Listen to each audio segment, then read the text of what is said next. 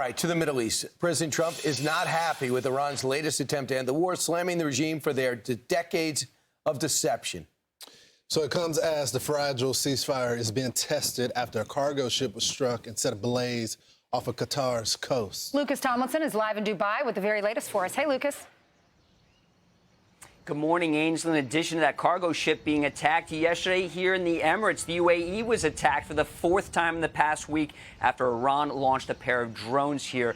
The defense ministry says both were shot down. And you mentioned President Trump said he was waiting for Iran to deliver its response to his efforts to end the war. He was not happy. Here's what the president posted on social media after receiving Iran's message. He said, quote, "I have just read the response from Iran's so-called representatives. I don't like it. Totally unacceptable. Thank you for your attention to this matter." And Iran's state broadcaster posting details of its response, which President Trump called unacceptable.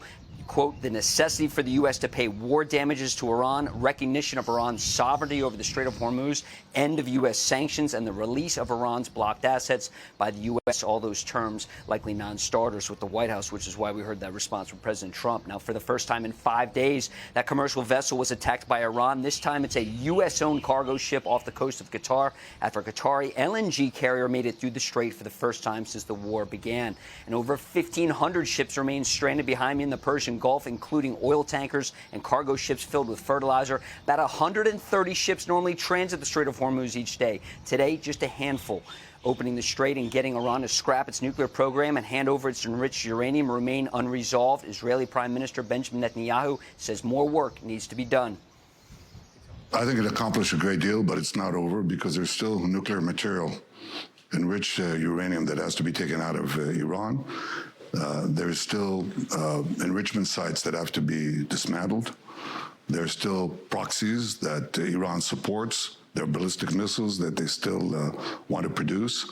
Now, we've degraded a lot of it, but all of that is still there, and there's work to be done.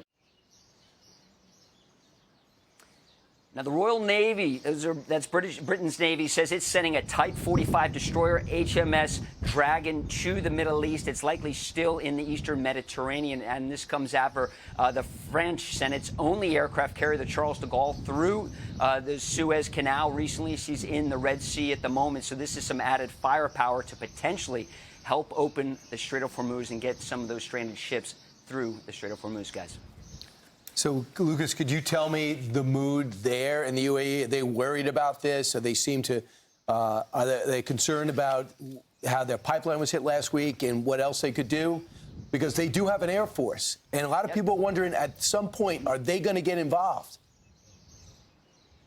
That's right. And recall when the U.S. forces struck those targets inside Iran, the first time the U.S. had launched a counterattack against Iran since the ceasefire began. There's some rumors out there that the Emiratis had participated. Officials say they did not. But a lot of people I've spoken to here, Brian, over the weekend are a bit irked. They're a little fired up. Some are, frankly, just scared. They don't want to see a return to the war. They want things to get back to normal. They want people in hotels. They want business to return. They want life to return to normal. Remember, last week when those attacks were taking place, all the children had to go back to in-person learning at home, virtual learning.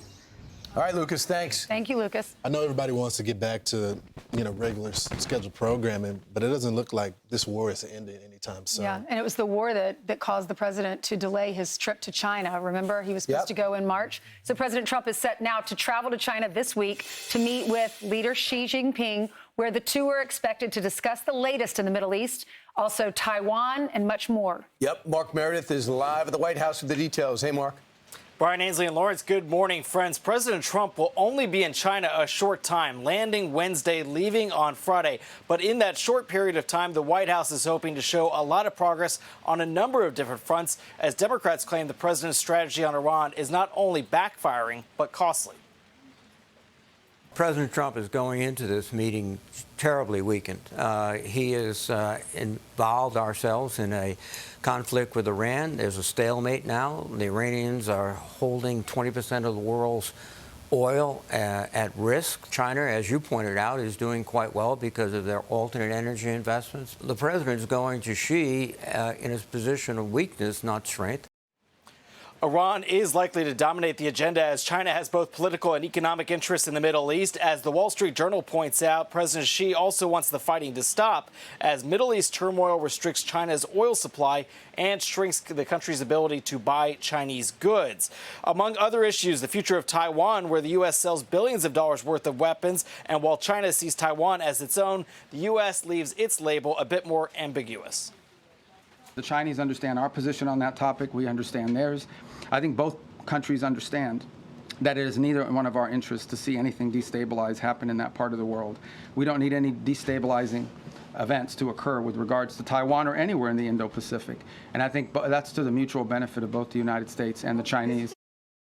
So as Luke has mentioned in his report, the president rejecting Iran's latest counterproposal. We'll see if the president has any more to say today. He will speak on camera a few different points throughout Monday. Lawrence, Ainsley, and Brian, back to you. All right, Mark, thanks so much. Mark. I think they're going to pull out all the stops for the president this time. And I just find it just sadly predictable that most people in news stories are writing that we go in at a weakened position. I just don't see it that way. I don't either. I think that our economy is going extremely strong. I think we're confronting another one of our nemesis, as well as taking care of the Venezuelan situation. So you push China out of there. We reestablish relations with 7 or 8 Central and South American countries where China has been dominating, from 100%. Argentina to Bolivia to El Salvador. And now all of a sudden Cuba is about to fall. So, yeah, it does. Is Iran costly? And are we using some munitions there? Would we normally poised to defend ourselves should China attack? Well, we don't have an attack that's imminent. The one thing that I would say, we come in strong, and I think the president has a good relationship with him. And I think the one weakness we have is rare earth. And you have a whole all hands on deck approach to getting rare earth with our allies to stop this within 18 months. So we'll be able to act on our own should China decide to pull back again. Yep, and when it comes to Taiwan, we have sold more than $50 billion worth of arms to Taiwan for their national defense, so that will definitely be top of conversation. And last year, the U.S. approved a record $11 billion in arms sales to Taiwan, and that did anger the Chinese. But they do want to have a good relationship with us. We're the biggest world power. Well, the president has been strong on China. When it comes to don't listen to the words. You got to look at what and Brian just went through everything that's going on in Latin America, what's happened with Iran. And you can't forget about Mexico as well.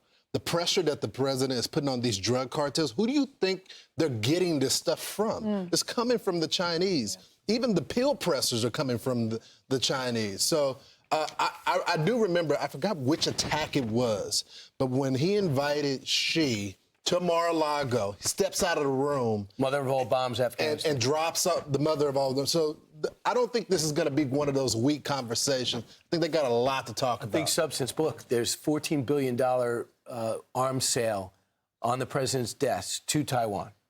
And China is going to push the president not to sign it. Hope the president signs it and said, sorry, they're our ally.